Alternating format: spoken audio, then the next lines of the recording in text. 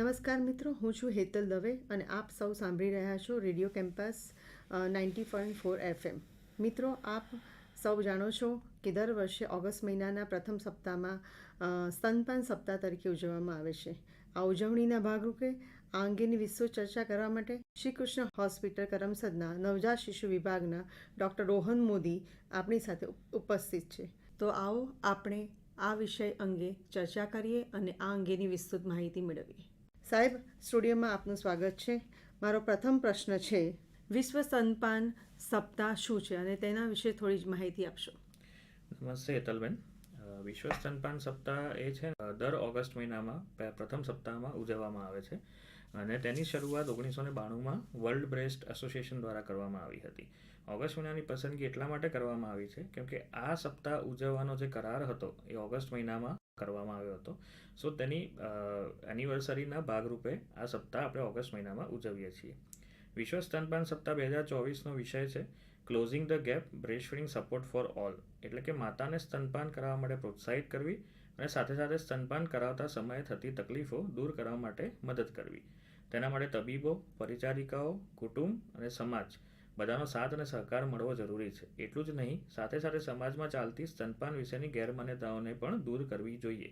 અને આ જે સપ્તાહ છે તેનું મેઇન ઉદ્દેશ્ય એ છે કે સ્તનપાન માટે લોક જાગૃતિ સમાજમાં ફેલાવવામાં આવે. ખૂબ સરસ વાત કરી. બીજો પ્રશ્ન છે, સ્તનપાનથી થતા ફાયદા વિશે જણાવશો. સ્તનપાનથી બાળક, માતા, કુટુંબ તથા સમાજ બધાને ઘણા બધા ફાયદા થાય છે. જેમ કે બાળકની રોગપ્રતિકારક શક્તિ વધે છે, તેને ચેપ લાગવાની શક્યતાઓ ઓછી થાય છે, બાળકનો શારીરિક અને માનસિક વિકાસ પણ સારો થાય છે અને આવા બાળકોમાં લાંબા ગાળે ભવિષ્યમાં થતા અન્ય રોગો જેમ કે asthma, allergy, diabetes, HIV, obesity, autism, ADHD જેવા જે લાંબા ગાળાના રોગો છે તેની શક્યતાઓ એકદમ ઓછી થઈ જાય છે. 2 વર્ષ સુધી બાળકના મગજનો વિકાસ સારો થતો હોય છે. તેના માટે સ્તનપાન 2 વર્ષ સુધી અમૂલ્ય ભાગ ભજવે છે. તેને ઇવન લિક્વિડ ગોલ્ડ પણ કહેવામાં આવે છે. ધાત્રી માતાઓમાં ગર્ભાશય અને સ્તનના કેન્સરનું જોખમ ઓછું થાય છે અને સ્તનપાનથી માતા અને શિશુ વચ્ચે લાગણીનો ગાઢ સંબંધ પણ બંધાય છે. આ બધી વાતો હતી બાળક અને માતાની. હવે આપણે જાણીએ કે બાળક સ્તનપાનના લીધે સમાજ અને કુટુંબ પર શું અસર થાય છે. સ્તનપાનથી બાળ મૃત્યુદર અને માતા મૃત્યુદર ઓછો થાય છે. તેની સકારાત્મક અસર કુટુંબ અને સમાજની આર્થિક પરિસ્થિતિ પર ઘણો થાય છે. સર, આપણે જાણીએ કે શા માટે બાળકને બને ત્યાં સુધી માતાનું ધાવણ જ આપવું જોઈએ, કેમ કે પ્રાણીનું દૂધ કે પાવડરવાળું દૂધ ન આપી શકાય? હેતલબેન, માતાનું ધાવણ નવજાત શિશુ માટે સર્વશ્રેષ્ઠ છે. બાળકને આ દૂધ આપવાથી તેને આગળ જણાવ્યું તેમ ઘણા ફાયદા થાય છે. પ્રાણીનું દૂધ પ્રાણીના બચ્ચા માટે જ હોય છે.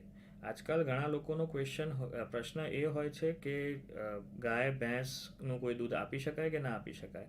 તેમાં મારી બિલકુલ ના છે, કેમ કે આ દૂધ બાળકને આપવાથી એ દૂધ બાળકને પચતું નથી તથા બની શકે તો બાળકને કબજિયાત બી થવાની સંભાવનાઓ રહેલી છે અને સંડાસમાં લોહી પડવાની બી શક્યતાઓ રહે છે. હવે જો કોઈ કારણસર માતા ધાવણ ના આપી શકે તો ડૉક્ટરની સલાહ મુજબ શિશુને પાવડરવાળું દૂધ આપી શકાય, પરંતુ તેમાં ચેપ લાગવાની શક્યતાઓ વધે છે. તેથી કરીને મારો એક છેલ્લો મેસેજ તો એ જ છે કે બાળકને માતાનું દૂધ જ આપવું જોઈએ અને તે જ સર્વશ્રેષ્ઠ છે.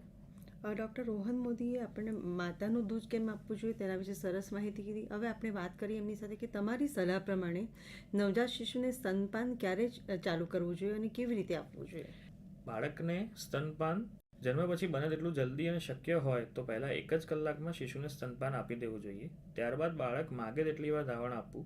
24 કલાકમાં 8 થી 10 વખત ધાવણ આપી શકાય. પ્રથમ 6 મહિનામાં માત્ર ને માત્ર માતાનું જ ધાવણ આપવું જોઈએ.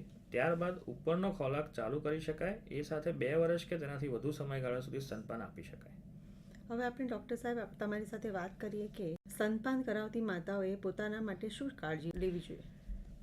બાળક જો સ્તનપાન લેશે તો બાળક તંદુરસ્ત બનશે, પરંતુ તેના માટે માતાએ પોતે તંદુરસ્ત રહેવાની જરૂર છે. આવા પરિસ્થિતિમાં માતાએ સૌથી પ્રથમ તો પોતાની તબિયતનું ધ્યાન રાખવું જોઈએ. માતાએ પૂરતા પ્રમાણમાં ખોરાક તથા પૂરતા પ્રમાણમાં પ્રવાહી લેવા જોઈએ, જેથી કરીને માતાની તંદુરસ્તી બાળક પર તંદુરસ્તીની અસર પડશે. અને બાળકને સ્તનપાન કરાવતા પહેલાં માતાએ પોતાના સ્વચ્છતા અને હાઇજીનનું ધ્યાન રાખવું જોઈએ. બાળકને સ્તનપાન કરાવતા પહેલાં માતાએ હાથ વ્યવસ્થિત ધોવા જોઈએ અને ચોખ્ખા વસ્ત્રો પહેરવા જોઈએ, જેથી કરીને બાળકને ચેપ લાગવાની શક્યતાઓ નહીવત થાય. અને જો માતાને કોઈ તકલીફ હોય, જેમ કે સ્તનમાં ભારેપણું અનુભવવું, સ્તનની નિપલ ઉપર કોઈ છાલા પડવા, ત્યાં તિરાડો પડવી, તો તરત જ માતાએ પોતાના ડૉક્ટરનો સંપર્ક કરવો જોઈએ. મિત્રો, આ હતા રોહન મોદી. તેમણે સ્તનપાન સપ્તાહ વિશે વિસ્તૃત માહિતી જણાવી. આવા જ રસપ્રદ કાર્યક્રમો સાથે આપણે ફરી મળીશું. ત્યાં સુધી રજા આપશો. આભાર.